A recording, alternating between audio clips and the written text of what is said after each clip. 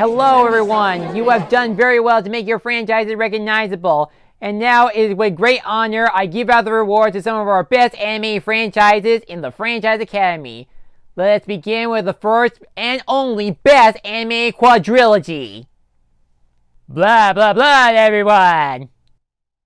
Hold it right there, where do you think you're going? This reward isn't for you, it's for him. But why? I'm sorry, but your report card is not very good. He's getting his master's degree on making a Lightyear spin-off. But this was our final chapter. We actually made a finale. Was it really a finale? Yes, I'm sure of it. Was this really an epic ending to Hotel Transylvania? I totally forgot that was a thing. I thought so. Hotel Transylvania is one of those franchises that has polarizing audiences. Some say it's a funny Monster Mash movie and it's considered one of the good Adam Sandler films next to films like Happy Gilmore and Uncut Gems. Others say it's nothing more than a kid distractor made to create background noise. Where I stand to this franchise, I feel mixed about them. The first one was meh with a few funny jokes, the second one was forgettable, and the third was funnier and more creative than the last one, but still had a bunch of problems. So, I just never got into Hotel Transylvania nor considered watching them again for the Halloween season. And now we officially reached the final chapter of the series. However, seeing how it became one of those victims where it got constantly delayed and couldn't release their movies into theaters, they had to release it to streaming. It was supposed to be released on October 1st on Amazon Prime, which would have been a unique tussle between this and Addams Family 2, but for some reason, it didn't happen. Let's get ready to, where's the opponent? What do you mean it's been delayed for a few months? It says so on their webpage. This was supposed to be an October brawl. So, does this mean Ans wins or what? So, when exactly did they finally release this movie? It's the 1 month where all leftover movies belong in, January, because that will help us get ready for Halloween.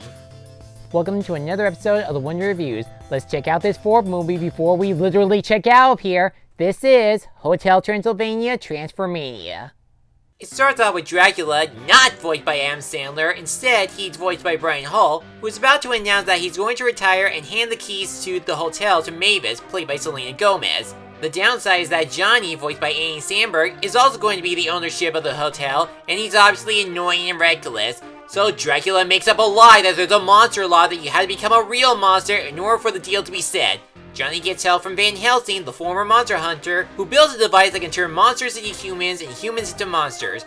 Of course, Drac tried to undo the mess, but he, along with his friends, become human. To make things even more tedious, he broke the device and now he and Johnny must go to the Amazon to find that one crystal to reactivate the device without Mavis or even Johnny knowing about Dracula's lie. Well, it's a good time to address this, that this is the first and only Transylvania movie that Adam Sandler did not come back to voice Dracula one last time. I'll admit I did like Adam's performance as Dracula, being the responsible father and owner of the hotel.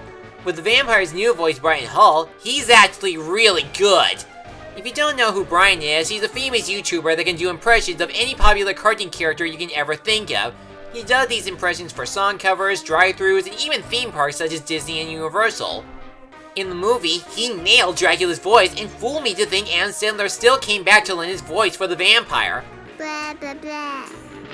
I don't say blah, blah, blah. I don't want anything else to go wrong.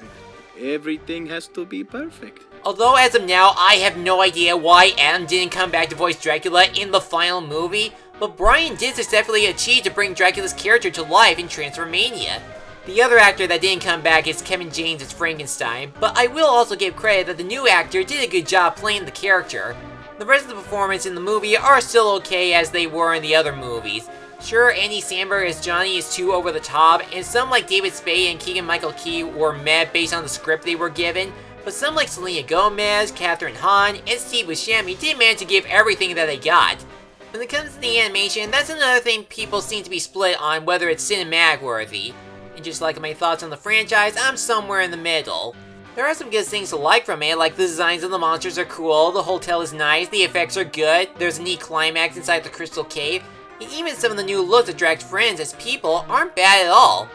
with the cartoony animation, it's too all over the place where for some reason there are times when the characters run or bounce around like they had too much coffee. Some of the cartooniness are good on characters like Dracula, Mavis, Erica, Frankenstein, his wife, and Van Helsing's mechanical body, but then some moments like from Dracula's human form and Johnny's original and monster form are just pathetic and beyond desperate for attention. The only element in the animation that is not very good is the Amazon because it's just your generic jungle with no surprises, but everything else like the animation and the acting is okay, and some of the debut performers did a good job on their first step to mainstream. It's just too bad that the script doesn't know how to make a good movie. Let me start off by saying that this is nothing more but a cliché movie. All of the scenarios that the characters had to go through are the same types of comedy or road trip tropes we've seen over and over again with no twists to them whatsoever, causing the entire film to be so tedious and predictable from beginning to end. You got the lie revealed, the two buddies eventually getting along, the eventually goes wrong, being someone or something else is hard. A third act breakout leading to characters forgiving each other at the end, and repeating the same message that humans and monsters can be together in harmony. What's worse is that there's barely a plot to keep the story going. Whenever we don't follow Dracula and Johnny, it cuts back to their friends figuring out what's going on when we already know what's going on, like regarding the monster making machine. Even with the journey to the Amazon, they don't go on an Indiana Jones-like adventure. It just cuts back to Mavis and Erica or Dracula thriving in pain because he's mortal now. Okay, so the story sucks, but what about the jokes? Are they funny? Well, I don't know about you, but I did not laugh nor remember one moment that was enjoyable. Because it wants to be your hip and cool with a kids movie, the humor is just boring. The only time I actually left aha is the zombie scene. It is literally the peak of the movie's comedy. On top of that, the idea of turning monsters into humans is the most unimaginative thing you can come up with in a monster comedy movie. The whole purpose of Hotel Transylvania is to see the iconic monsters like Frankenstein, the Mummy, the Invisible Man, and more. And in case you're wondering, no, they don't use or break the monster inventor to alter all the other humans and monsters on Earth. It's just Johnny and a hamster as monsters, and the Drag Pack as humans. That's it. Couldn't they at least use the device to fuse two monsters into one, like Frank and Dracula or the Were-Mummy? Or if they're really into this human and monster making bit, they could have just used the humans as monsters' obstacles. It would be much more dangerous than mosquitoes and a pool of piranhas. Make bad movie good. Worth a shot. As you can tell, all the characters from the franchise are the same way as they were in the other movies. But it's not as good as it seems since there's nothing new to them and they just repeat the same side plots as they did with no connections to the story. Dracula is a protagonist that doesn't want Johnny to have ownership of the hotel once he retires, but then gets along with him later. But when he becomes human, he gets the old being a human is really hard, which adds to the giant message of the cliche movie than it already is. Mavis is Dracula's daughter that is trying to figure out what has happened to her dad and husband with the help of Drac's new wife, Erica. Van Helsing is the mad scientist, and the rest of the pack members like Frankenstein, Griffin the Invisible Man, Murray the Mummy, Blobby, and Wayne the Werewolf are just there for a gag on their new human or gelatin look. And then there's Johnny, the most annoying character of the movie. In all four movies, never managed to make him a likable character. He's just the brainless, over-the-top party dude that wants to bring in the hip and coolness by being super energetic. In other words, he's a Bill and Ted wannabe that never understand why Bill and Ted are fun characters. So I wouldn't blame Dracula not giving the hotel to Johnny since I know nothing and don't like or care about him at all. There is no buddy chemistry between them since they already did the monster befriending human arc in the first movie, which was released in almost 10 years ago. I don't know what kind of finale they were trying to pull, but this one did not end on a high note. Hotel Transylvania Transformania is a lackluster finale that ended up being the worst out of the four movies. Yes, there are some good things to like from it, such as good voice acting and decent animation, but they're not enough to make an enjoyable monster movie with dull humor, an unbearable cliche plot, and some pointless or even unlikable characters.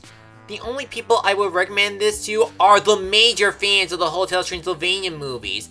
For anyone else, it's a complete pass. There's nothing really grand for a finale like this.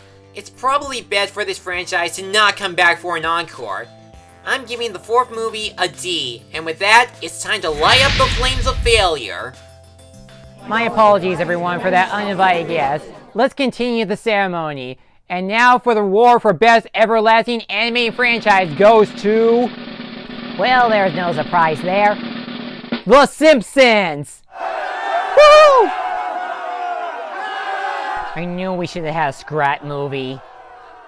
You are still one of us.